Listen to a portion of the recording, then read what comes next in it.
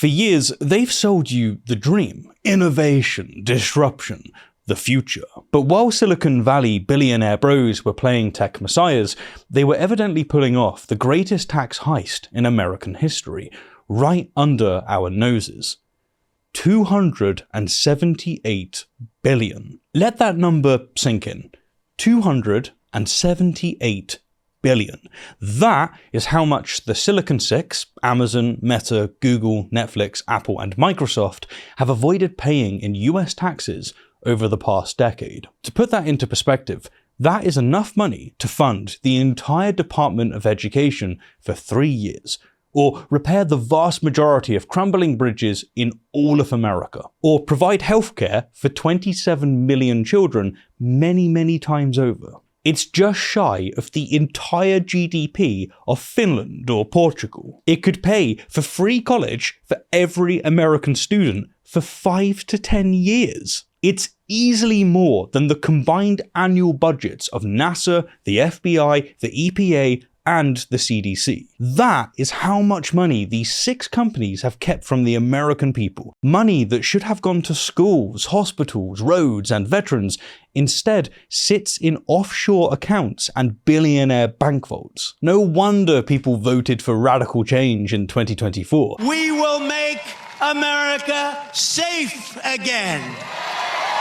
And we will make America great again. They were desperate for someone, anyone, who promised to make their lives better again. But here's what those desperate voters didn't understand. The American dream isn't dying because of immigrants or regulations or whatever boogeyman is trending on social media this week. It's dying because the ultra-wealthy have created a system where they take everything and give nothing back.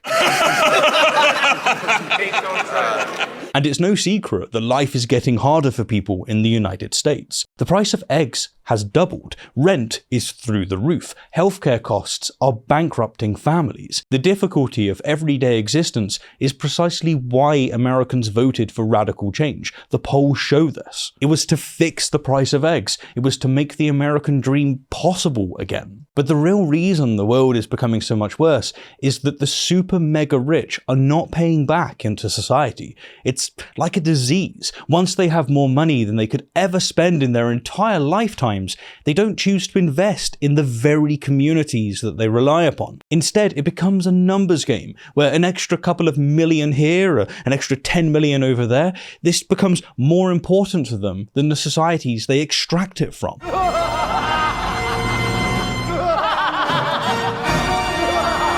Indeed, instead, that money is sitting in offshore accounts, complex tax shelters, and billionaire bank vaults, while everyday Americans, and of course the rest of the world, pick up the tab. And here's the peculiar thing. These same tech oligarchs who have been dodging their tax bills just happened to show up at Donald Trump's inauguration in January. Funny timing, isn't it? Jeff Bezos, Mark Zuckerberg, Tim Cook, all there, kissing the ring. The same billionaires who once positioned themselves as progressive champions suddenly cozying up to the MAGA movement. But why? Why would Silicon Valley's elite, who spent years branding themselves as forward-thinking visionaries, suddenly throw their lot in with Trump? I'll tell you why. It's because they're terrified that someone might finally make them pay their fair share. Taxes? I don't pay no damn taxes. According to the Fair Tax Foundation, these 6 tech giants generated 11 trillion in revenue and 2.5 trillion in profits over the past decade. Yet, they paid an average tax rate of just 18.8%, far below the 29.7% that regular businesses pay. Put another way, the richest companies in human history are paying significantly lower tax rates than your local hardware store or neighborhood restaurant, or indeed YouTuber. I pay more taxes than these people. You do, almost certainly. Netflix, the worst offender, paid just 14.7%. Meta managed 15.4%, Amazon 19.6%. And they've been lying about it the whole time. The Silicon Six overstated their tax contributions by approximately 82 billion by including contingency taxes they never intended to pay. But here's where it gets truly sinister. These tech overlords aren't just avoiding taxes, they're actively working to dismantle the very systems that might hold them accountable. The Silicon Valley-Trump alliance isn't some weird political pivot, it's a calculated business strategy. These billionaires spent $115 million lobbying governments in the US and EU just last year.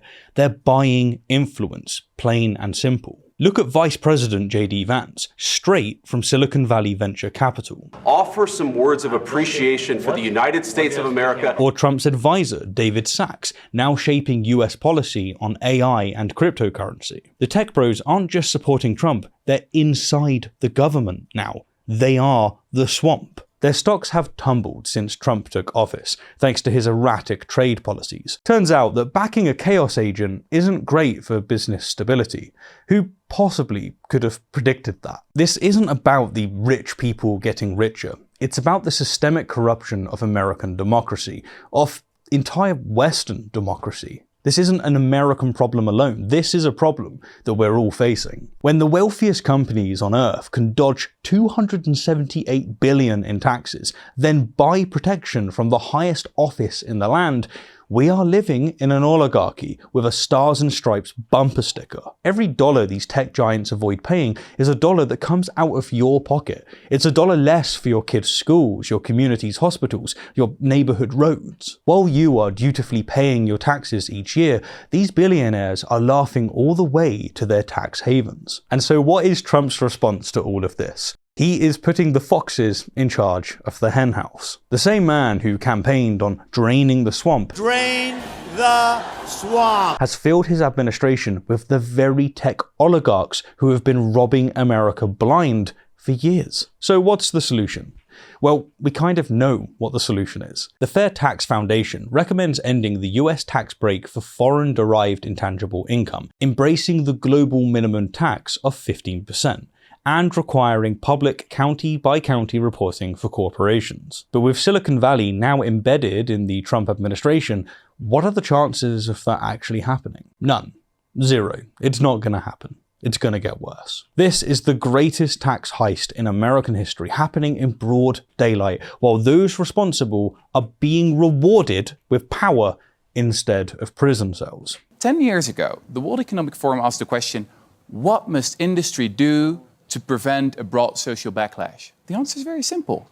Just stop talking about philanthropy and start talking about taxes. Taxes. The Silicon Six avoided $278 billion in taxes over a decade, and now they're writing the rules for everyone else. So the next time you hear about a single mother being audited over a $2,000 tax discrepancy, or a small business owner facing penalties for late payments, remember this. In America, tax laws are only for the little people. For the rich and powerful, well, they're just suggestions. Suggestions that they pay good money to ignore.